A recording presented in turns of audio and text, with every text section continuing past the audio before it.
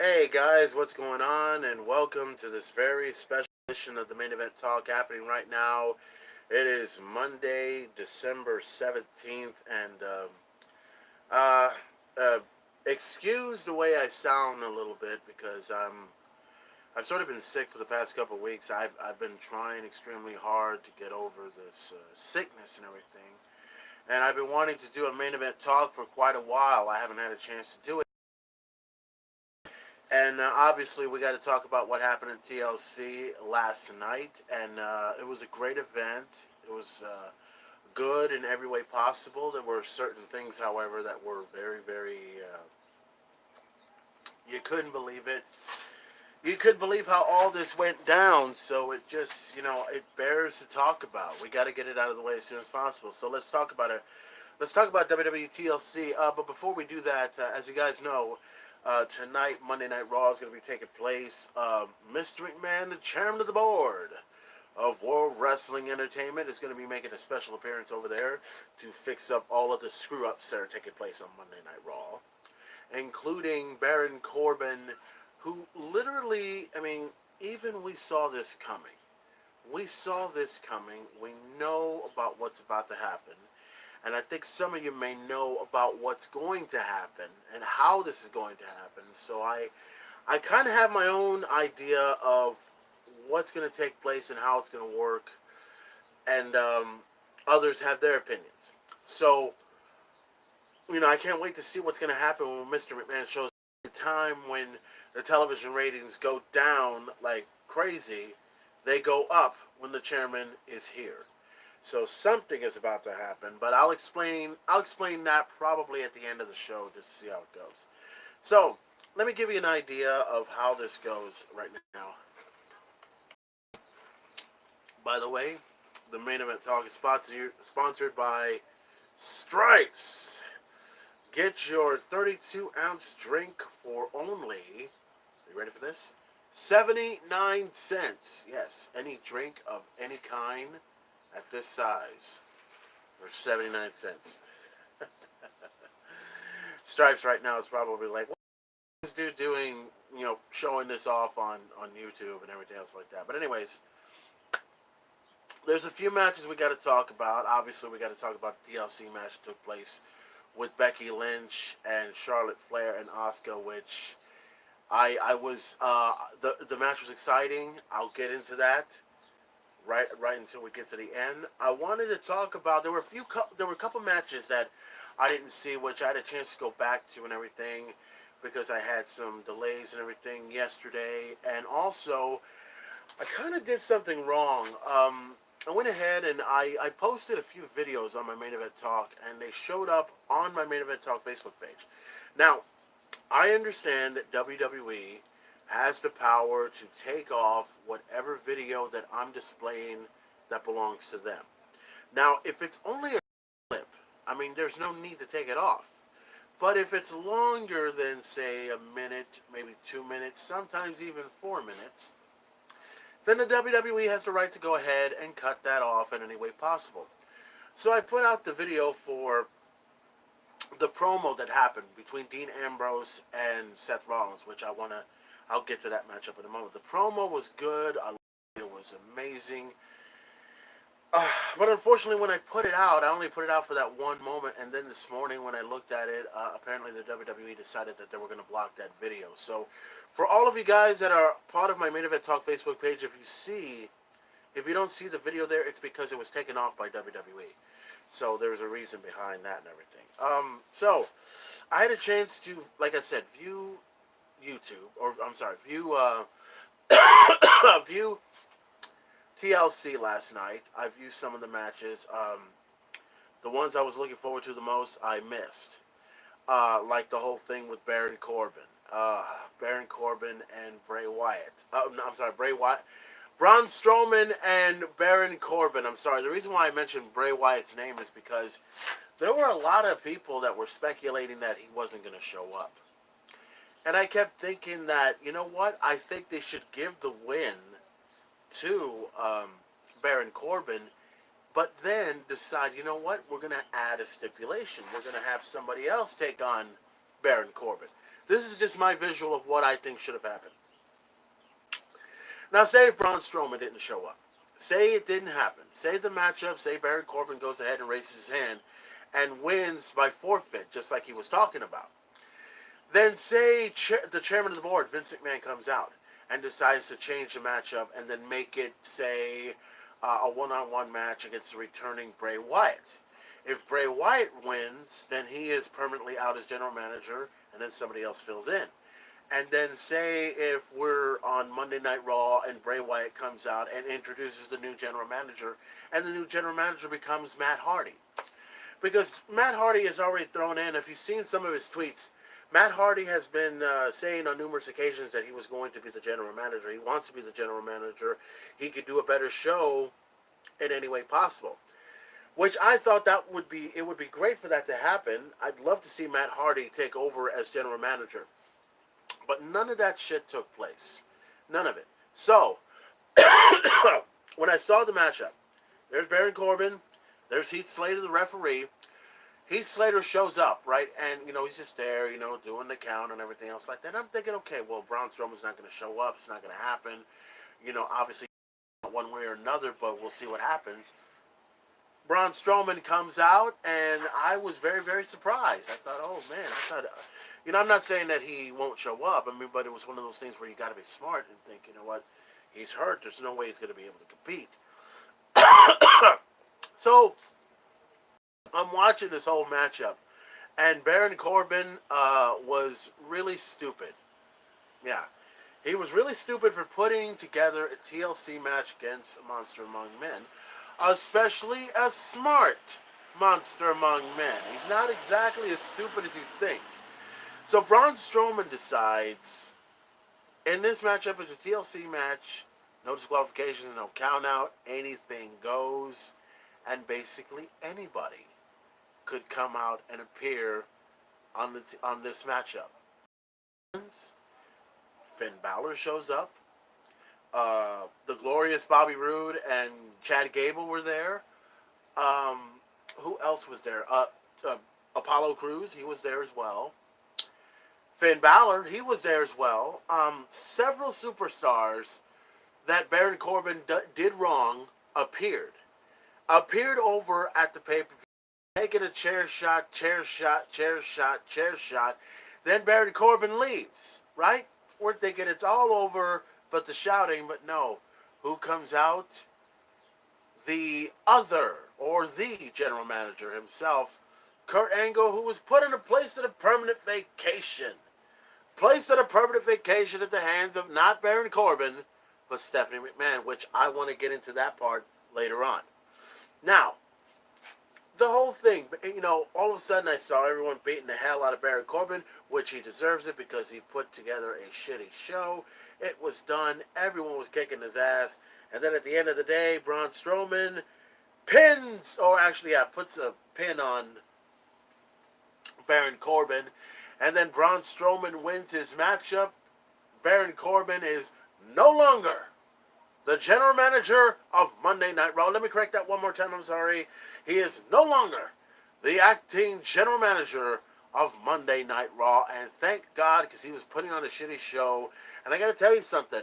You figured Baron Corbin would have learned something out of this. If you think about it. Let's see.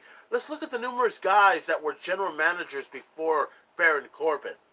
The first general manager was Eric Bischoff. Tremendous guy, has a brilliant idea, knows what's best for business, but sometimes he goes on a little bit of an ego trip. And sometimes it costs him. There he goes. Then we had, who else was general manager? Vicky Guerrero. I think she was probably only there for a brief period of time and then went ahead and left. And then who else was general manager? William Regal. William Regal was a great general manager, and, well, he did what he did, but the only thing is, William Regal is a better general manager than Baron Corbin now, because as you know, he's the general manager for NXT, and is doing an extremely good job at NXT. So that's a good example of what a good general manager is actually supposed to be. Now, I'm trying to remember who else was general manager. I got one.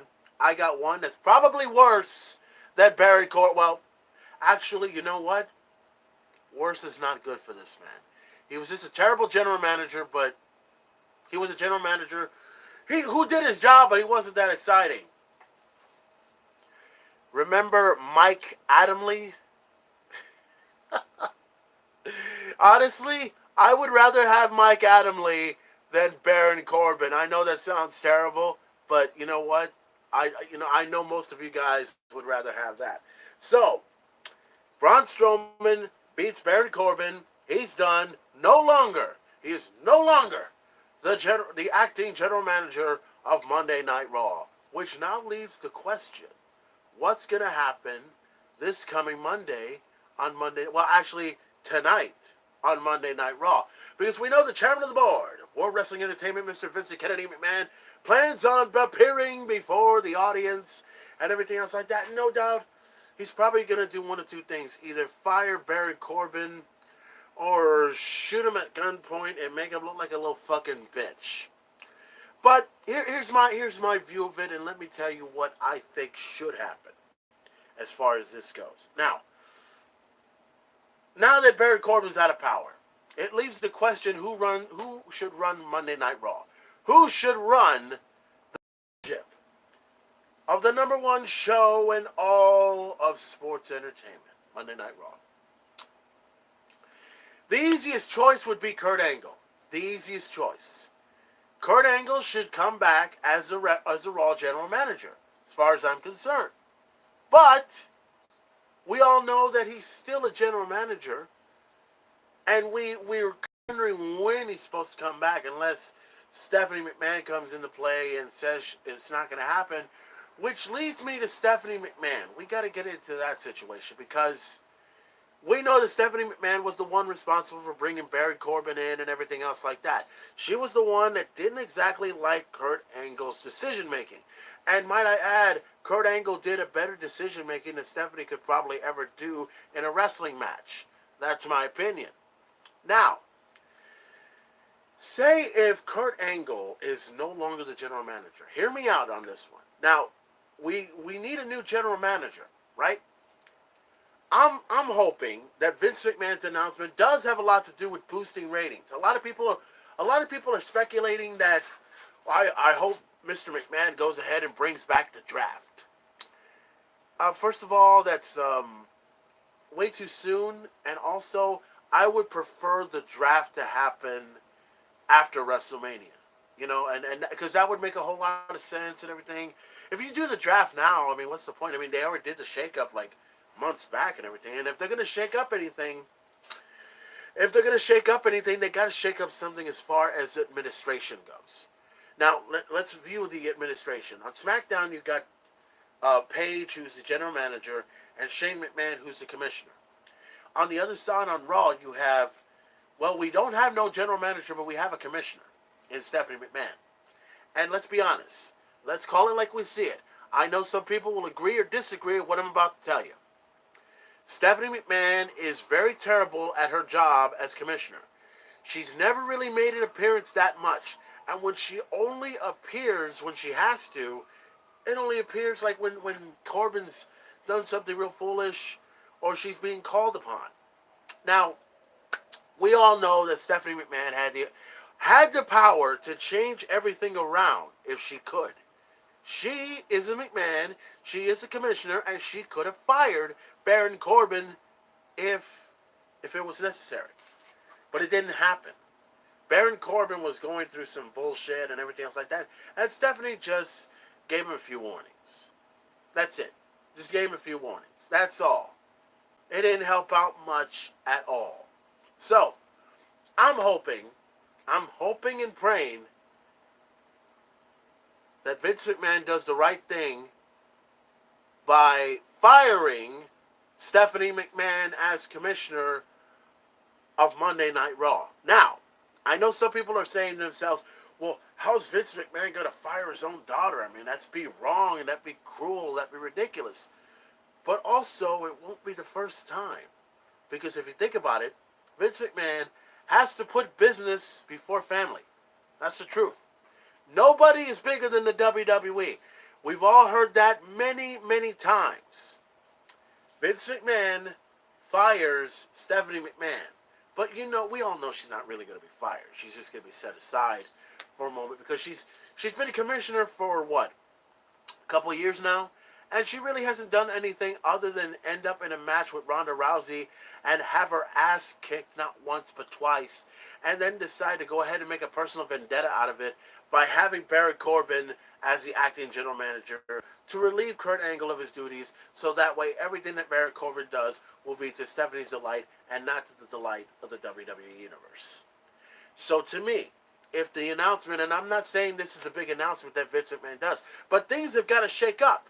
So if something has to shake up, then here's what's going to happen. I say Vince McMahon should fire Stephanie McMahon as commissioner.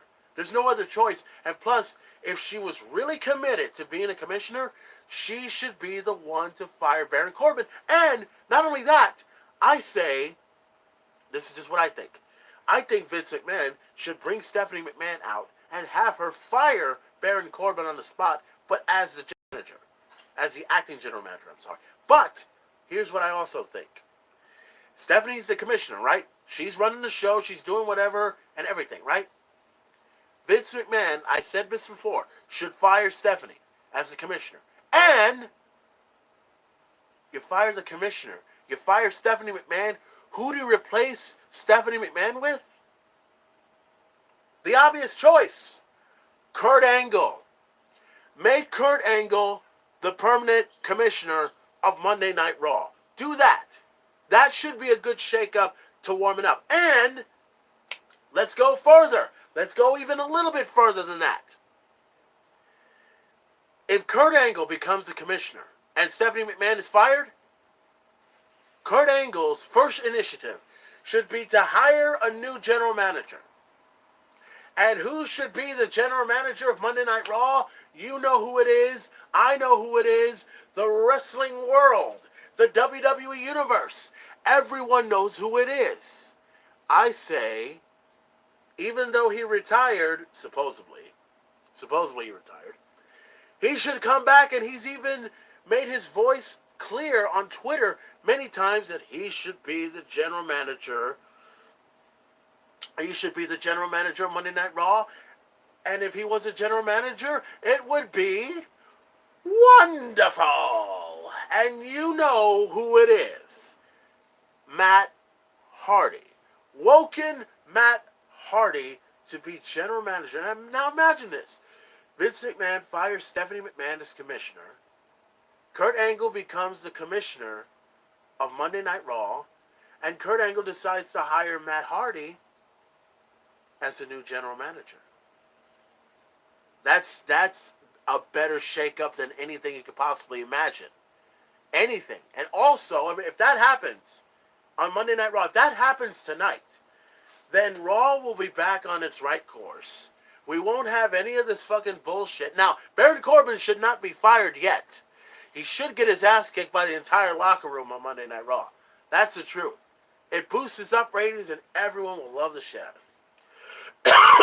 But that is what I think may happen. What I think will happen. But we'll find out what Vince McMahon's going to do. Is he going to fire Stephanie McMahon as commissioner? Is he going to fire Baron Corbin off the spot?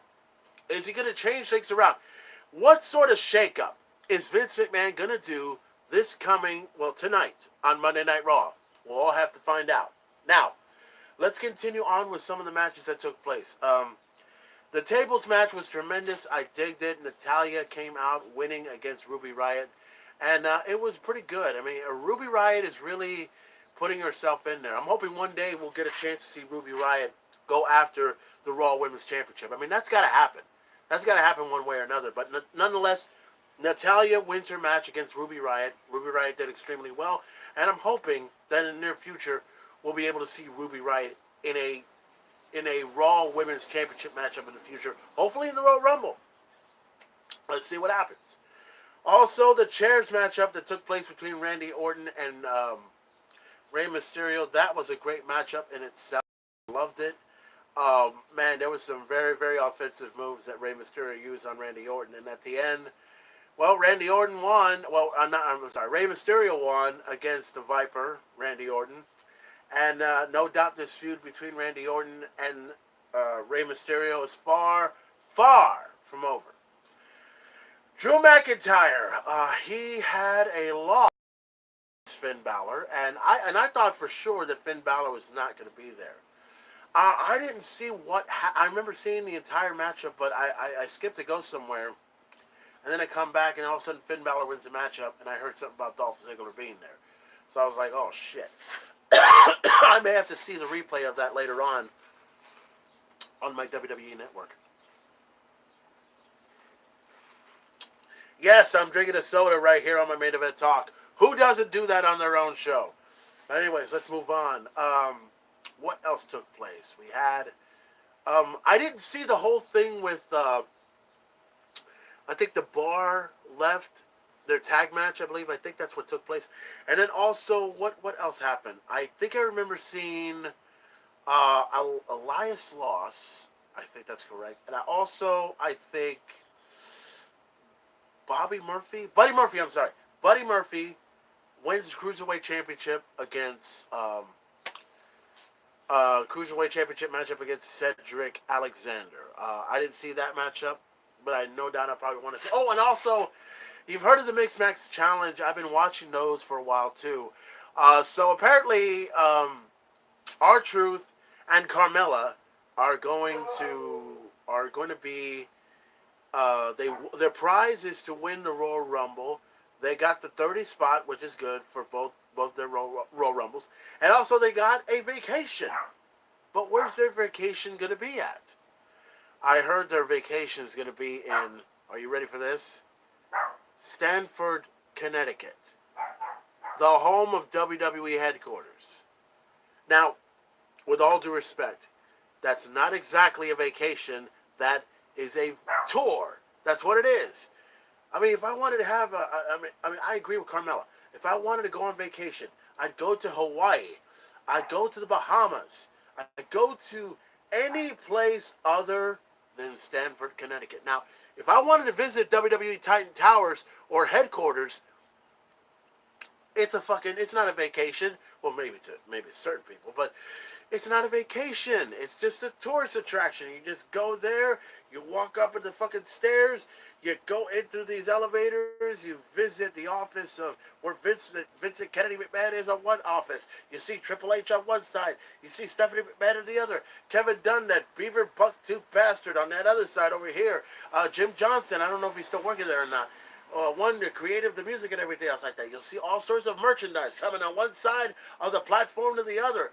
And then you got all of these DVDs. You got all of these fucking merchandise. You got all of these titles hanging up on the fucking wall and everything else like that. By the way, have you ever seen Vince McMahon's office? Holy shit, it's got that big-ass dinosaur in the background and everything else like that. And not to mention the skull, too. But anyway. Okay. Nonetheless, R-Truth and Carmella win their match over for Mixed Match Challenge Season 2. And now they have an opportunity to go to the Royal Rumble. And we all know how the story goes. They go to the Royal Rumble. They go to number 30. R-Truth gets thrown out within 10 seconds. That's it. And Carmella may stay there for longer than 30 seconds. Although I wouldn't mind having Carmella in my hot tub. You know, after all the comments that she was mentioning about her in a bikini. And I'd be like, she is money, definitely. So let's move on to the next matchup. Ronda Rousey against Nia Jax. Good matchup. Loved it. And I had the strange feeling that she was going to win it, so she did. Ronda Rousey won her matchup against Nia Jax. And then something else happened. It was over. Now, after the matchup was over, Nia Jax's arm was hurting. She was walking down. And then who did she see coming to the left or right, whichever comes first? Actually, my right to your left to my... But anyways, she looks this way.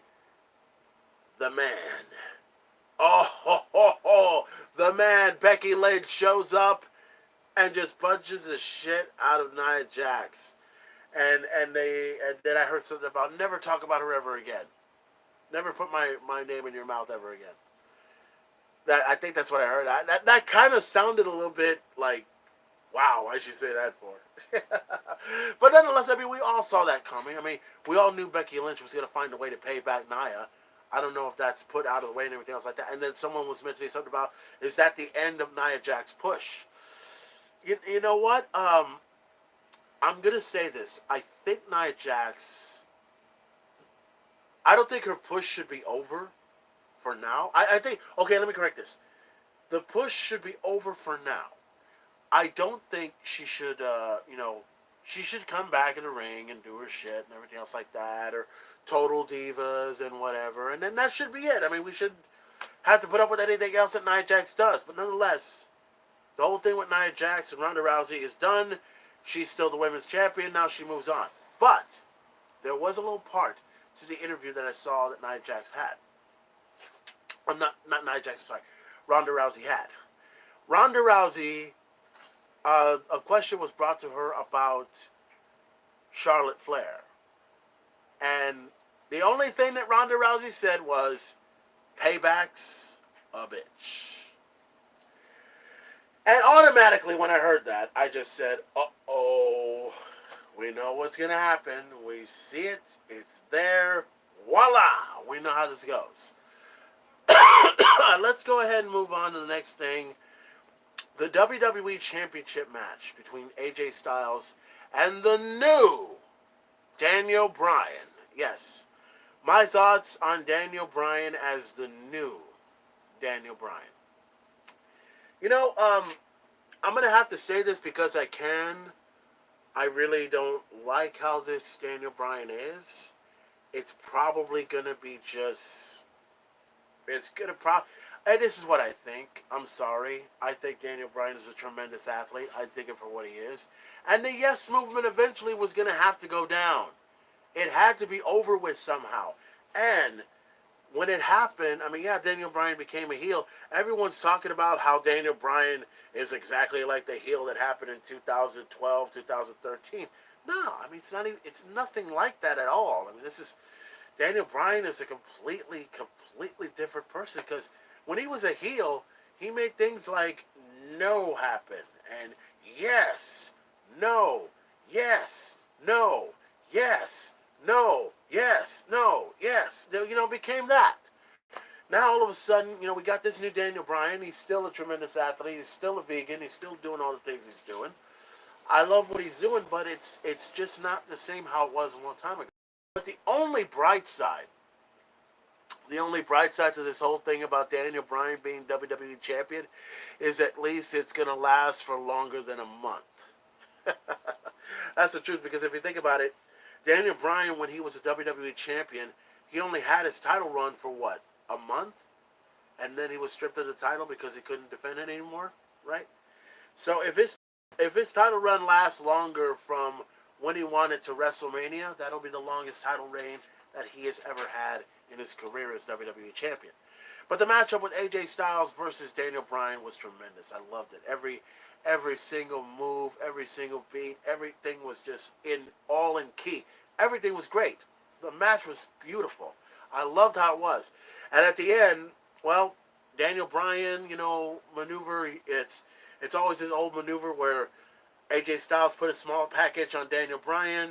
Daniel Bryan reverses it, holds out to it long enough. 1, 2, 3. Daniel Bryan is still the WWE Champion. And AJ Styles, well, I can't say he's out of the title picture yet, but a lot of people are speculating what's going to happen now with AJ Styles. Well, my opinion on AJ Styles goes a little something like this. I believe in my boy.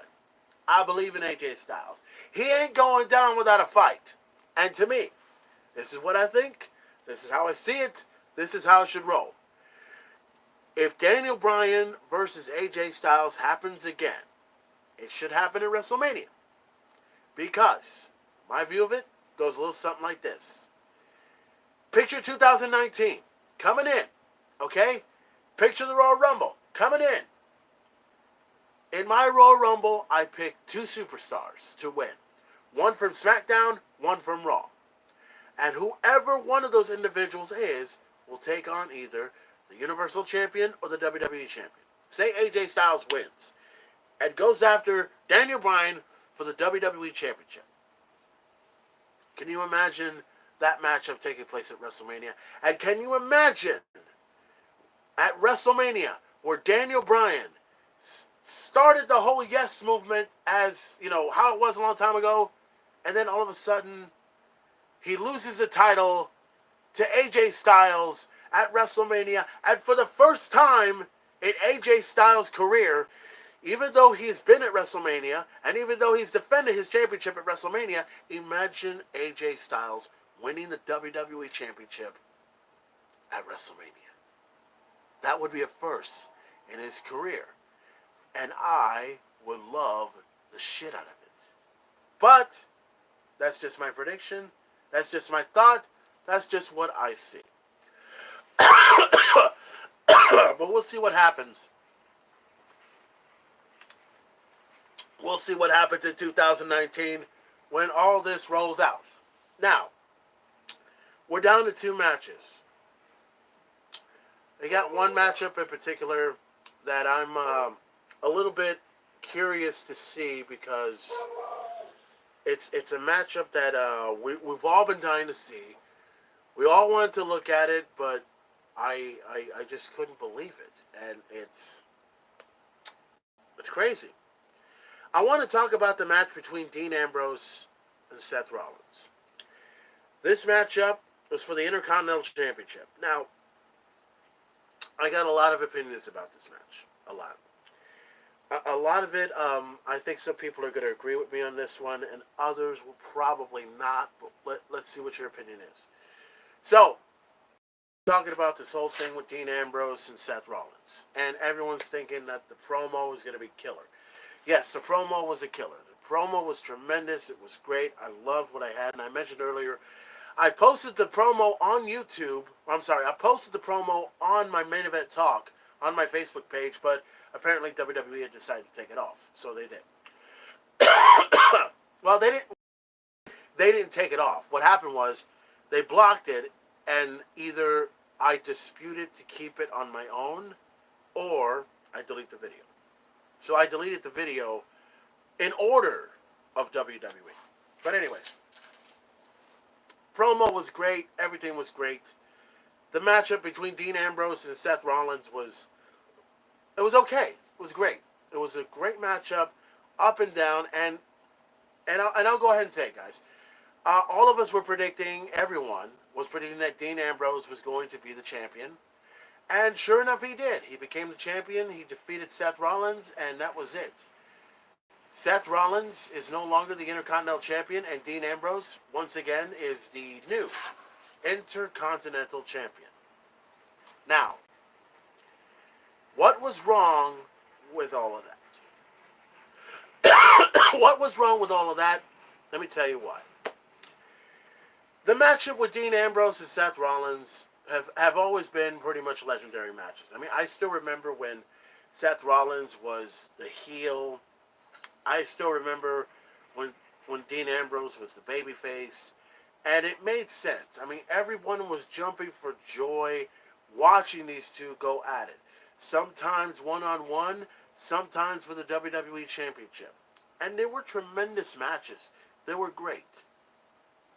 But then all of a sudden, when the things were reversed, when Seth Rollins became the babyface and Dean became the heel, it was a totally, totally different outlook on things. I mean, you look at Dean Ambrose now, him being a heel, everyone would probably figured that Dean Ambrose would have been a great heel.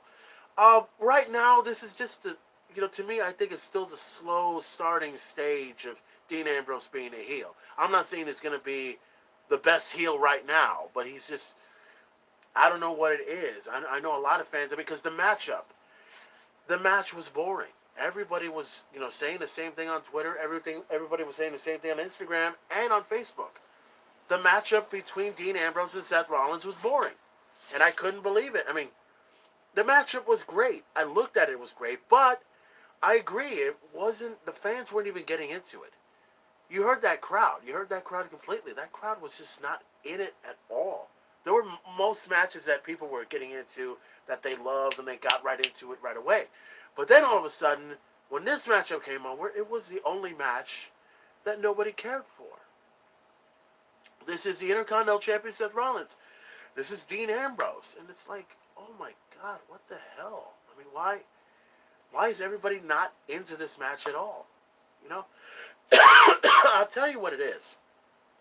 What it is the fact that when Dean Ambrose became heel, I mean, he's great as a heel, but I think he was a lot better as a babyface, and I think a lot of people can agree upon that. And Seth Rollins, I mean, he's good either way possible, in my view. I mean, he's good as a heel. He's better as a babyface now, you know. And I personally think that turning heel on Dean Ambrose,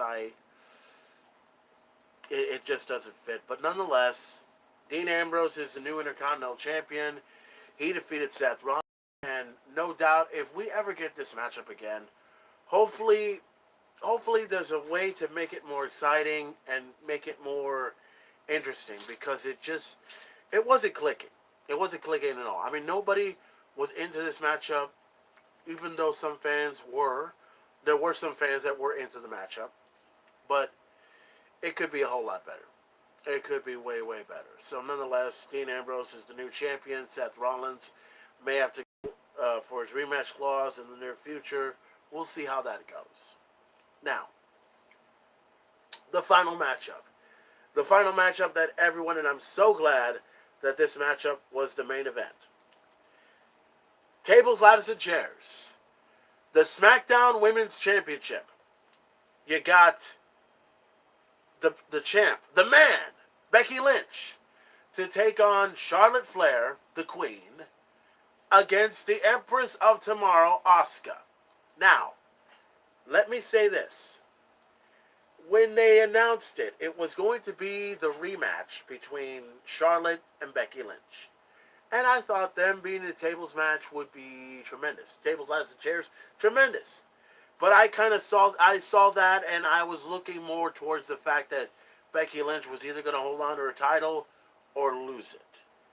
And then when they decided to add a third person into it, I said, okay, well, you know what? If you add a third person to it, that's fine. But it better be Asuka. It has to be Asuka. You got to put Asuka in this matchup. You can't just go ahead and decide to add Naomi, because that's not going to work. You can put the Iconics in there, but that's not going to work either. You could put Carmella, but this matchup has already happened. Okay? You got to put Asuka, because number one, Asuka's pretty much been, well, I'd say buried or killed. Well, we'll go with that. Asuka, after WrestleMania, just wasn't the same. She was left low. She didn't even compete at SummerSlam, which sucked. Now, they finally get Asuka in a position where she wins, and she goes on to the triple threat match at TLC to take on Charlotte Flair and the man Becky Lynch for the SmackDown Women's Championship. Now the matchup becomes the most exciting match in all, for several reasons. Number one, Asuka's in there. Number two, Charlotte Flair. She's in it. And a lot of people are excited for the man. The man, Becky Lynch. Hell yeah. And was I for her? Originally, I was. I'll be honest. Originally, I was for the man, Becky Lynch. I was for her. But, remember I mentioned earlier about what Ronda Rousey said? When she said, payback's a bitch, immediately I said, oh, she's going to come in and interfere with both Becky Lynch and Charlotte Flair. It's going to happen. I see it coming, but how will this work? Because here's how I see it. At first, like I said, I was originally going to go for the man. I was going to go for Becky Lynch. That's who I was going to go for. Did not happen, right? Then Charlotte Flair, right? Charlotte Flair would be easy to get the title. But no, that's not going to happen either. So then it all leads to Asuka. And I'm thinking, wait a minute, hold on a second. This could either mess things up for everybody, or it could be a good thing for SmackDown. Because let's think about this real hard. Charlotte has already been champion. Becky Lynch has already been champion. So all that's left is to put Asuka in a position to put her as a champion. Like, oh man. Asuka becomes champion, the place will fucking blow up like you wouldn't believe. So the matchup happens between Becky Lynch, between Asuka, between Charlotte. Great match. It was pretty much, and everyone agrees upon this, it's pretty much Evolution all over again. When that matchup took place, it was exactly like Evolution, but with the addition on it. I mean, holy shit, I've never seen, Becky Lynch was at the top of the ladder and basically crashed down right on Charlotte Flair's ribs, and man, you could hear Charlotte Flair hurt. She was hurting bad. She was hurting real bad. And these women were just doing exactly the same thing that happened at Evolution, but probably took it to a whole new level. The fans were going nuts for that matchup, and I loved it. I loved every single minute of it. Holy fuck. This match went far. This match went good. Everything you ever expected and more. This tables, ladders, and chairs match that happened between these women, they took it to a whole new level. That's the truth. I loved how the matchup went. And then, say Asuka was climbing up on the ladder, right? And then they took her off, and all that's left on the other side of the ladder was Becky Lynch and Charlotte Flair. Those two were going at each other, and who comes down the aisle? The WWE Raw Women's Champion, Ronda Rousey, comes down the aisle and does exactly what I was thinking would happen.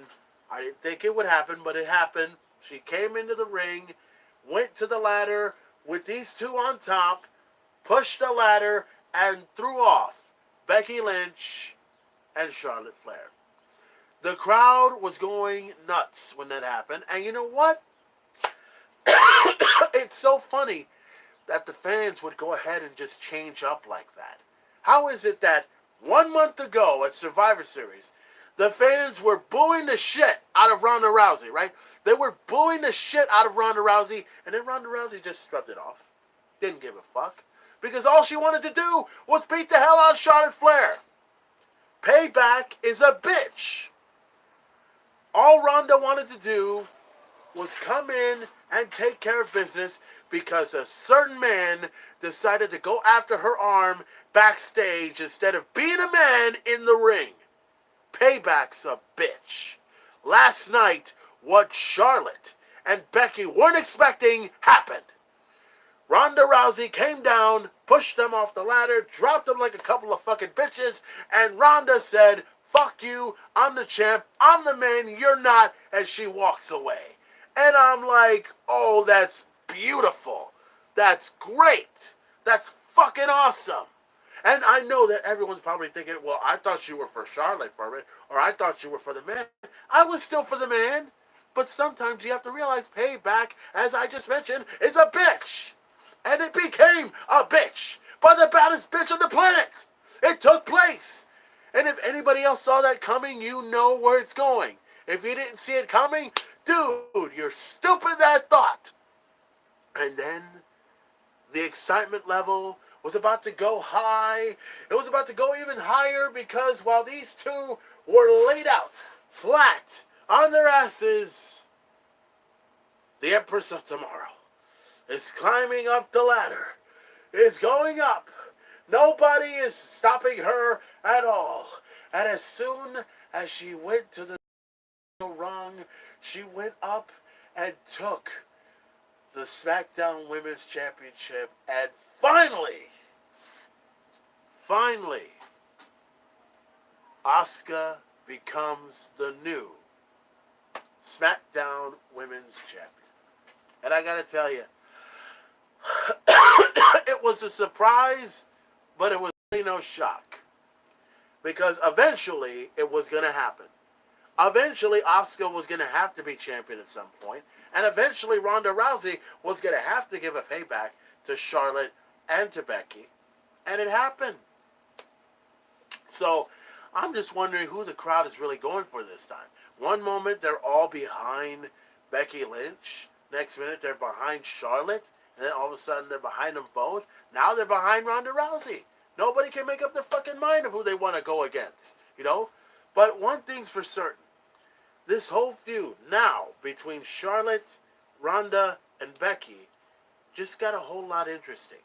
Is it just me, or is the women's division on WWE become more interesting than ever?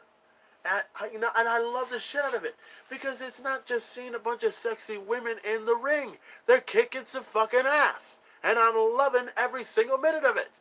So while everyone else decides to go ahead and look at this woman, go ahead and look at that woman, she's hot, she's badass, I'd fuck her in a heartbeat, I'd take her in bed and strangle her half to death, I would go ahead and take this woman in the ring and not only submit her, but I would give her a huge ass dick and say, hey bitch, this is what a huge dick is all about. And then this woman, I would say, how good is your mouth? I don't know. But I know I should be saying like that, but that's how it goes. While other guys want to go for something like that, I want to go with someone that kicks ass, that does what she does in the ring and pulls everything out of her arsenal and more. That's exactly what the man is, Becky Lynch. That's exactly what Charlotte is. That's exactly what Ronda is. So we're getting closer and closer to the Royal Rumble, and we're getting even more closer to WrestleMania. Because 2019 is going to be an interesting year for the women's division because you got Ronda, you got Charlotte, you got Becky. They're three of the most interesting women going on today. And I know that there's some people that will still hate Ronda Rousey, but you'll still watch it. There's still people that probably don't like Charlotte, but you'll still watch it. Becky Lynch is the hottest thing going in all of WWE. You're still going to watch it. All I can say is, if we get Becky Lynch versus Ronda at WrestleMania, at first I didn't want it to happen, but you know what? Bring it. And I said at the Royal Rumble, you know what? And I want the WWE, I want Raw, I want SmackDown to do this. They haven't done it yet, and they need to do it. Put together an interpromotional matchup at the Royal Rumble. Put Charlotte against Ronda Rousey at the Royal Rumble. No disqualifications. No count out. For the Raw Women's Championship, there has to be a winner. No bullshit. No crap. No nothing at all. And if Charlotte decides to go ahead and use a kendo stick on Ronda Rousey, you go ahead and do it. You go ahead and use the kendo stick on her. Because while you do that, Ronda is going to take that kendo stick, break it in half, and shove it up the ass of Charlotte Flair. I know that sounds a little bit bad, but it's wrestling, folks. You got to call it like you see it. But nonetheless, overall, it was a tremendous pay-per-view. And I would love to see that whole pay-per-view once again. Just to see that matchup in particular. I can't wait. I'm going to probably see that on the WWE Network. And by the way, my subscription for the WWE Network was about to end this coming Wednesday, actually. I went ahead and just started to do my shit. And I was going to buy one of those gift cards. I didn't have enough money. And okay, screw it. I'll go ahead and just use my bank account. Boom! I've renewed my membership for 1 month. So I'm back on course with WWE. And, well, before I go ahead and sign off and everything else like that, I was watching the WWE Network, and I'm watching some of these older episodes of NXT from a long time ago. And this was back in 2012, I think. Not back in 2010, because I didn't want to watch any of those, because those were ridiculous game shows and ridiculous obstacle courses that were not necessary. I just wanted NXT to be a pro wrestling organization, and that's what it became. I was watching NXT Redemption, right? And this was some good shit. I loved it, but it was still the same crap that what it once was a long time ago. But it started changing. It started becoming different. EC3 was in there, and at that time he was known as Derek Bateman. And Fandango was in there, and at that time he was known as Johnny Curtis. And there were several other things, including William Regal, who was a part of it as well, who was not the general manager at the time, but he became general manager probably a couple of years later. And then NXT would be different, it would change, and then all of a sudden here comes I think May of 2012 or June of 2012, and NXT became the new NXT. And all of a sudden, there were all of these new stars coming up. Everyone from Tyson Kidd to Michael McGillicuddy, who at the time, you know him now as Curtis Axel. You had Bo Dallas. He was there at the time. And the debut of Seth Rollins. He came out in NXT as well. There were so many great, talented superstars there. Even at that time, who was it? He used to be Adam Rose. He was called Leo Kruger. I think that's what he was called. I'm watching these older NXT episodes, just to get like a real good. I mean, I would still watch the NXT now, but I'm watching the ones from back then just to get an idea, just to fill my head with a lot of things like, okay, why was this guy not a star? Why was this guy not a star? Why is this guy over to the other organization? Why did he suck? Why did he suck? Everything else like that. But I'm watching it. But if you've never seen NXT, if you've never seen it from its beginnings, from its origins, I suggest you go to the WWE Network, get your gift card. All you got to do is go over to Walmart, get a gift card. Get this gift card that said WWE Network, okay, in the square box, right? And it'll say $29.99, not $9.99, $29.99. You pay for the card, you get it in. You scratch off these numbers. You put it on top. You put it in the back of your cell phone, and you subscribe. You got 3 months, and then for a new subscriber, you get 1 for free and 3 for the rest. That is 4 months. See, 4. Okay, I'm selling it as an Indian. Oh shit. Well, guys, I think that's gonna conclude the episode of the Main Event Talk. I know I sound a little bit like shit. I still feel like shit and everything else like that. Oh, and by the way, I got a little something to tell you. This is in regards to Theo's. You see, this past Saturday, I went over to go get my haircut, right? Went to get my haircut done, got it done, everything. I had hair. Afro, if you will. No, not really. But went ahead and got my haircut done, and I was walking over to Theo's. And as soon as I was walking over to Theo's, the place is open, right? Theo's is open, it's there, and everything else like that. All of a sudden, I saw the sign that said, due to renovation and whatever, they're not going to be serving any alcohol until next Tuesday. I'm like, are you... Oh! And you know how you want to... You wanted to leave the house, you want to get off some fucking bullshit, and you want to head over to your favorite bar and go drink and go have a good time and everything else like that. I couldn't do it! I couldn't do it because Theo's apparently, it was open, by the way. The bar was open. They couldn't serve any alcohol because they had to get a permit and all that stuff, and you know how that shit rolls. But, as you know, Theo's is open 24 hours, right? They got the pool services going, everything is good. They got the whole slot machines going, everything is fine. I'm okay with that. I think they can serve water, they can serve Coke, they can't serve any sort of alcohol at all. No Jim Beam, no Jack Daniels, no Michelob Ultra. Oh, God, I was so pissed off. And then I know somebody was telling me, well, why don't you just go to another bar for him? It's like, no. I mean, I can if I want to go to another bar, I'm going to have somebody else with me, okay? I'm going to have somebody else with me to go to. If I go to the House of Rock with somebody, that's fine. If I go to any other bar in Corpus with somebody else, that's fine. If I go to Theo's, I either go with a friend or go alone. And the only reason why I go to Theo's alone is because, number one, I can go get drinks for free sometimes. Number two, I have myself a good time over there. Number three, I run the jukebox. And number four, no one's going to piss me off while I'm over there. And if they try to piss me off, I'll go ahead, take the stool, throw it right up against the fucking wall, break their fucking face, and say, you bitch, you fucking mess with my beer, you fucking mess with my shot, you fucking mess with my jukebox, I'm going to break your fucking face. Like what happened with the man, Becky Lynch. Oh, but man, that sucked. I hate it. I hate it when there's no alcohol at all. And I'm not saying I'm an alcoholic. I can quit whenever I want. As a matter of fact, I haven't had a beer in 3 weeks. That's the truth. I haven't had a beer in 3 weeks. And I was hoping for that taste that origin of alcohol sipping through my fucking lips. But, it didn't happen. And I was so fucking pissed. So the only thing I could do is go to a Stripes store and get my hands on a fucking Stripes cup and get myself a fucking Pepsi. That's exactly what I did. Oh, shit.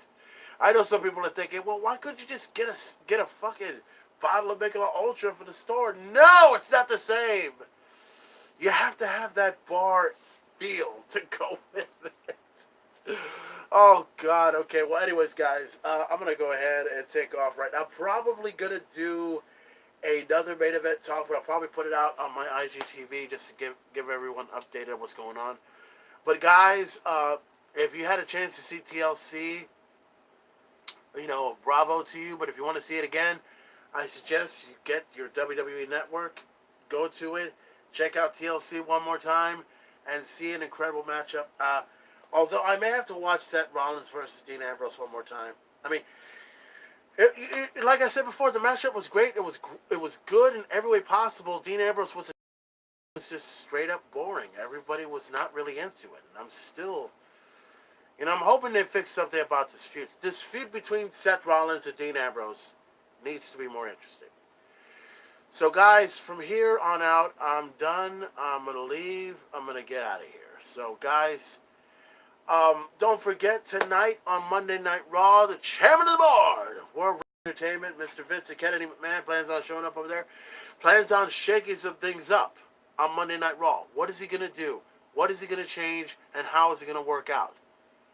What's going to happen to Baron Corbin? Who's going to be the general manager of Monday Night Raw? Is Stephanie McMahon going to be fired as commissioner? Are we going to have a new commissioner? Are we going to see Vince McMahon come up here on the microphone, pull out some idiot in the crowd and say, "You're fired"? We'll all have to find out tonight on Monday Night Raw. So once again, ladies and gentlemen, thank you for watching this episode of the Main Event Talk live right here on YouTube, and no doubt being displayed on the Main Event Talk Facebook page, the most controversial talk in all of YouTube, and all of Facebook Live, and all of social media entertainment. And if you people do not believe it, then you can all kiss my fucking ass. That's how you cut a promo, folks. But anyways, thank you guys for watching, and I'll see you next time, and hopefully we'll get a chance to talk about the Royal Rumble next year. We'll probably talk about a couple of other things. Oh, by the way, I think this week is WWE Week, Tribute to the Troops, NXT, 205 Live, and all that other stuff. And I could care less about the Miz's show. Do not care. Do not want to watch it. Don't care to watch it. I'd rather watch Total Divas. I'd rather watch the Kardashians. Actually, I would rather watch the Kardashians, because at least the only ass I want to see out of the Kardashians is Kim. I don't want to see the ass of The Miz, which, by the way, he is an ass. Okay? By the way, why in the world would Shane McMahon want to be a partner to an ass like The Miz? We'll have to find out. But anyways, guys, thank you for watching this episode of the Main Event Talk. Hope you've enjoyed it. Hope I enjoyed it. I know most of you guys have. And we'll see what happens on Monday Night Raw, and hopefully I'll get a chance to do this live on Facebook when I can. So, boys, thank you for watching. I'm out of here. Thank you very much, Stripes, for my cup. And I'm going to have to get myself a refill in just a moment. So, guys, I'm out of here. See you later. Oh, I forgot something, right? I sound like shit, but you know what? This is too much of shit. Why? Because I can and I want to. Any questions? Enough said. Thank you very much for watching.